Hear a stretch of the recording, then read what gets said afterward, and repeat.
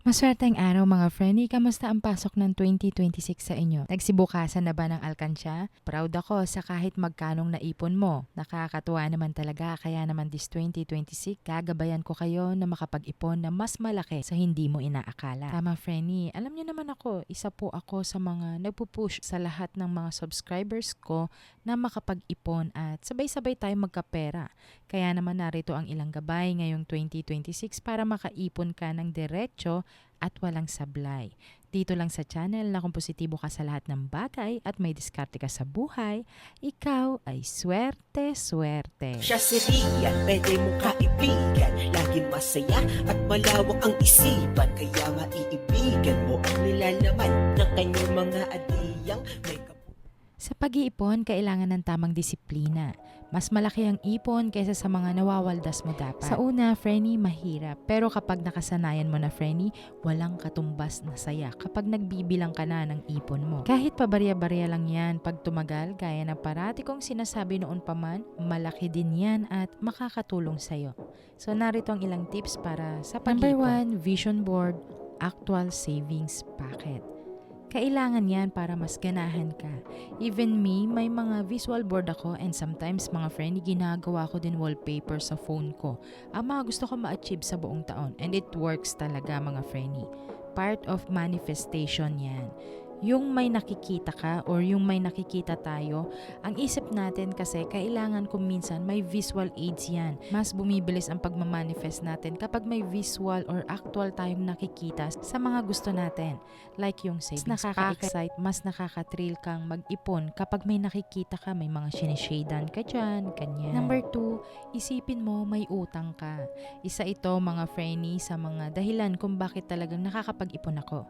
Pinupush ko po talaga o inuobliga ko ang sarili ko na magtabi ng pera of any amount para makasave ako o makumpleto ko ang savings challenge ko every year. For example mga friend, kung gusto mong mag-ipon ng 50k, so ang gagawin ko, iisipin ko may obligasyon akong 50k for the whole year na dapat bayadan.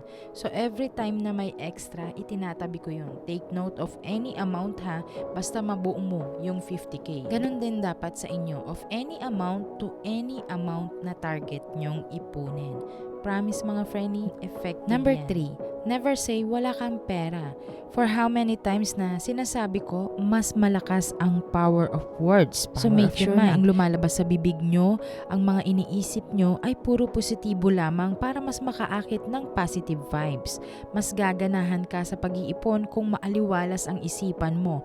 Kung nasa isip mo at bukang bibig mo ay makakaipon ka at nagmamanifest kang makompleto mo ang savings challenge mo, then yun ang mangyayari, friendly. Number 4, save first habit. Ito kadalasan, konti lang ang nakakagawa.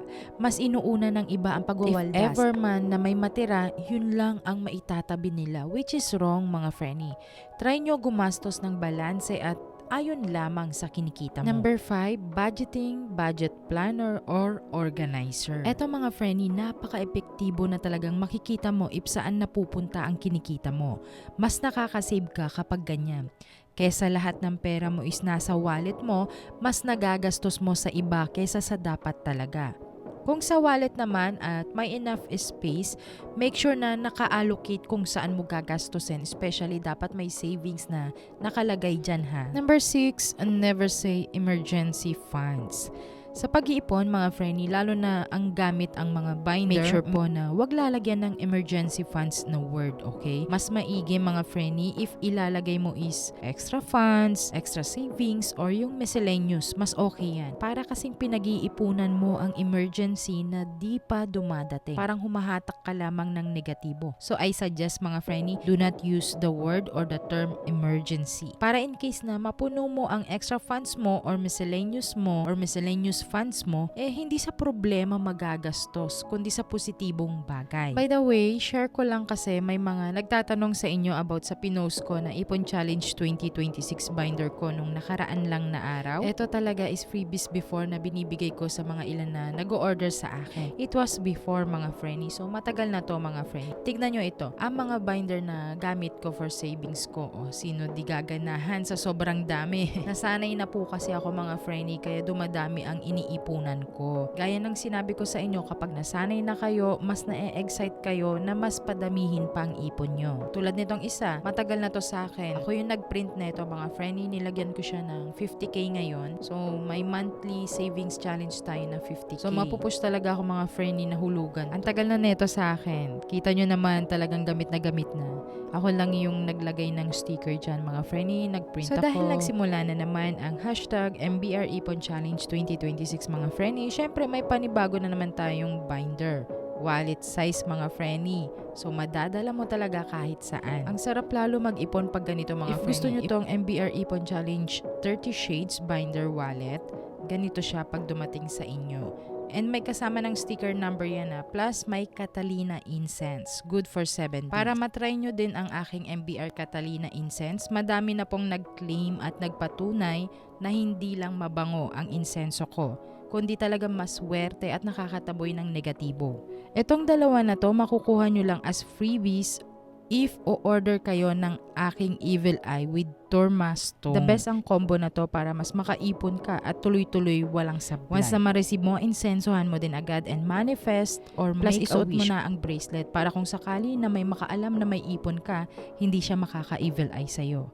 Ritualado ko na po ang mga yan, including itong binder na pag-iipunan nyo.